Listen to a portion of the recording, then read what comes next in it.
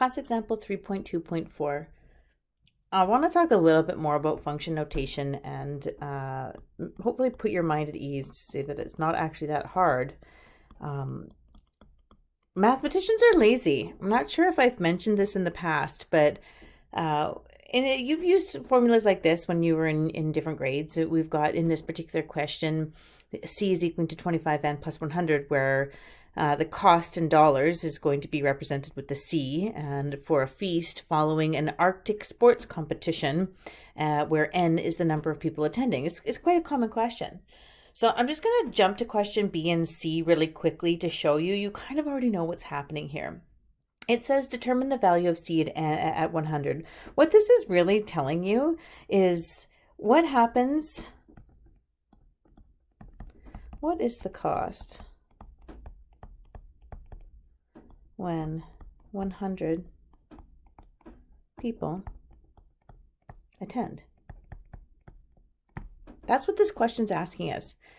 But it's a lot to write down. Some mathematicians are lazy. This is really literally saying that if there were 100 people, what would be the cost? Well, that would be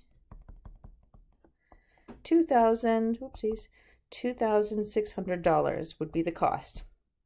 It's not that hard, right? That's what we're doing technically. Now, I'm going to go on to C, and then we're going to go back to A and redo these questions very quickly, and you'll notice why I'm doing it this way. Okay. Question C says, determine the number of people so that the cost is going to equal to $5,000.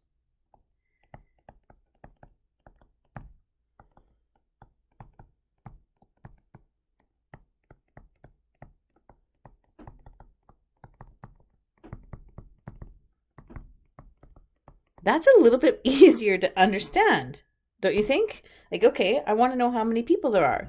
So if that's the case, I would say that 5,000 was going to be the cost. I would try and determine how many people I need in order to get there. I would reverse this process by first subtracting 100 onto both sides. And then I'm going to divide by 25. And I would have to have 196 people at the party in order for it to cost $5,000. Well, function notation does the exact same thing, but notice how I had to write it out.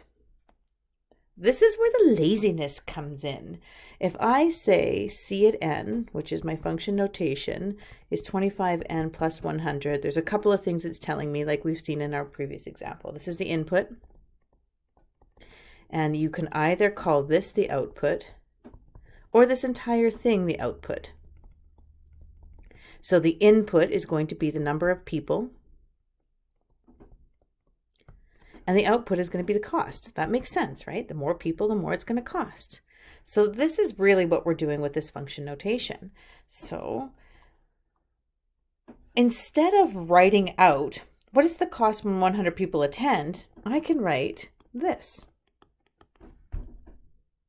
So this is telling me that 100 is my input, which happens to be the number of people, and that I want to determine the cost for 100 people. So when I say mathematicians are lazy, the reason that function notation exists and we use it so often is because we don't want to write out all the words. We want to have a simple way to say, what is the cost when 100 people attend? And mathematically speaking, this is it. Those two are equivalent. The next one, it says, determine the number of people so that the cost is 5,000. Well, I want to find my input when my total output is 5,000. This is how I write this sentence or this question mathematically. So you can start to see why we use function notation. I can communicate with a more concise, less effort when I use function notation. So I am going to actually even cheat just a little bit here. Watch this.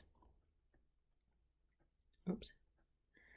If I change this to a C at n, oops, see? Nothing changes. This is still the cost when 100 people show up. I could rewrite this as the cost when 100 people show up. Okay, watch this. Over here, if I had No, I wouldn't even change anything on this side because I've already written the 5,000 on the other side. This is exactly how I would write this. Nothing changes in the way that we go ahead and explain or answer these questions or how we go about solving them. It's just how do we communicate them mathematically. So this is our function notation. This is the way that we would say the same thing as what is the output when I have the input. There's my input. I want to know the output. And this is the same thing as saying, what is the input when I have the output? So this is really just going back and forth and working either forwards or backwards depending on the context of the question.